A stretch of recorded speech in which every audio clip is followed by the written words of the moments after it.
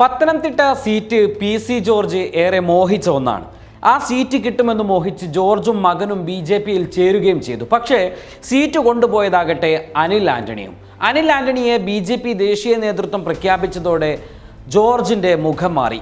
അനിലിനെ ആരും അറിയില്ലെന്നും സ്വന്തം അച്ഛൻ്റെ പിന്തുണയോ അനുഗ്രഹമോ ഉണ്ടാവില്ലെന്നും പറഞ്ഞ് തൻ്റെ സങ്കടം അന്ന് PC ഉള്ളിലൊതുക്കി കഴിഞ്ഞുകൂടി.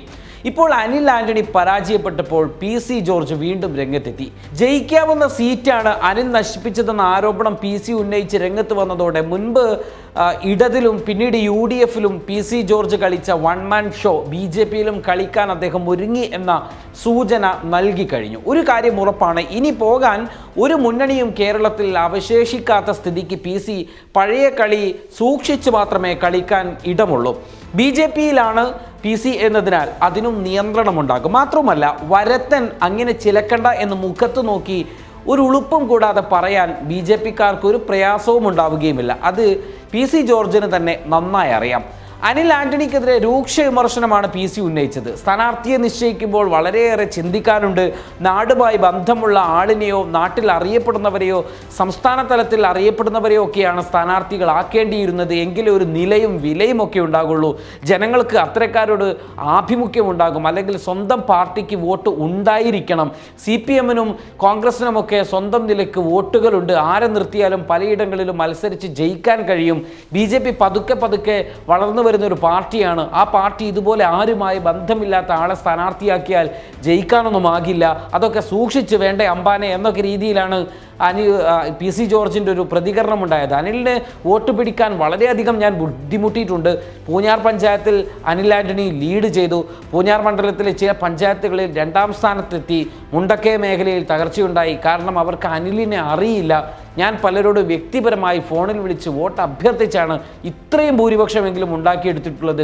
ഇനിയും സ്ഥാനാർത്ഥികളെ നിർത്തുമ്പോൾ പാർട്ടി ശ്രദ്ധിക്കണം എന്നുള്ള ഉപദേശമൊക്കെ അദ്ദേഹം നൽകുന്നുണ്ട്.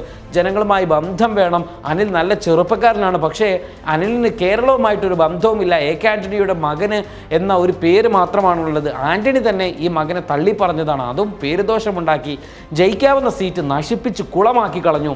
ഭാവിയുള്ള ചെറുപ്പക്കാരനായിരുന്നു. പത്തനംതിട്ടയിൽ പാർലമെന്റിൽ മത്സരിച്ച് ഭാവി നശിപ്പിക്കരുതായിരുന്നു എന്നൊക്കെ PC ജോർജിൻ്റെ ഒരു ഉപദേശമുണ്ട്. സരോപദേശം വളരെ നല്ലതാണ്, കേട്ടാൽ അത് നല്ല കാര്യമാണ് എന്നൊക്കെ തോന്നും. പക്ഷേ ഏതെങ്കിലും മണ്ഡലം ഏതെങ്കിലും ഒരു വ്യക്തിക്ക് റിസർവ് ചെയ്ത് വെച്ചതാണോ എന്നുള്ളൊരു ചോദ്യം അവിടെ ഏറിയാണ്. മാത്രമല്ല 7 നിയോജക മണ്ഡലം ഭാരവാഹികളും ഞാൻ മത്സരിക്കണമെന്ന് അഭിപ്രായപ്പെട്ടെങ്കിലും ഞാൻ ഇടപെട്ടിട്ടില്ല എന്നൊക്കെയാണ് അദ്ദേഹം പറഞ്ഞത്. പത്തനംതിട്ടയിൽ കഴിഞ്ഞ തവണ BJPക്ക് വോട്ട് കൂടിയത് ശബരിമല വിഷയം കാരണമാണ്. ഇപ്പോൾ ആ വിഷയമില്ല എന്നൊക്കെ PC ജോർജ് പറഞ്ഞു വെക്കുകയും ചെയ്തിട്ടുണ്ട്. അതേസമയം PCയുടെ അഭിപ്രായത്തോട് BJP ഇതുവരെയും പ്രതികരിച്ചിട്ടില്ല.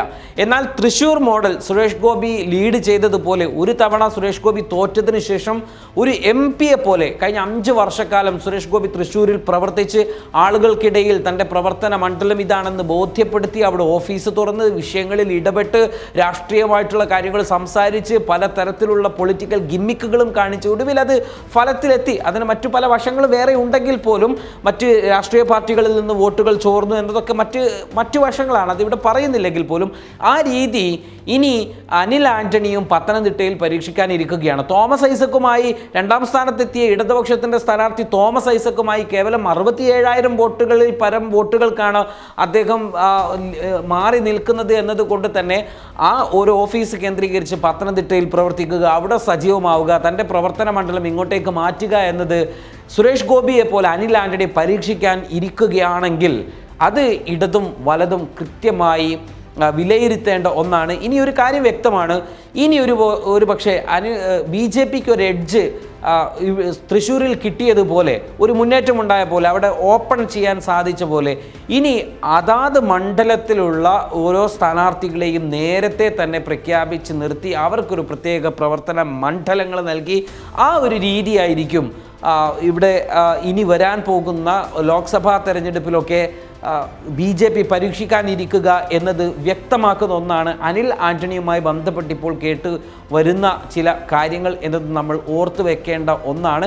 ഏതായിരുന്നാലും BJP PC ജോർജിൻ്റെ ഈ ഒരു പ്രസ്താവനയോട് എങ്ങനെയാണ് ഇനി പ്രതികരിക്കുക എന്നത് കണ്ടറിയേണ്ടതാണ്. ഒരു കാര്യം ഉറപ്പാണ്, ഇടതും വലതുമല്ല BJP എന്നത് വളരെ കൃത്യമായിട്ട് BC ജോർജിന് അറിയാവുന്നത് കൊണ്ട് തന്നെ എങ്ങനെയായിരിക്കും ഓരോ പ്രതികരണത്തിലും ഉണ്ടാകുന്ന നടപടിക്രമങ്ങൾ എന്നത് നമ്മൾ കണ്ടറിയേണ്ടതാണ്.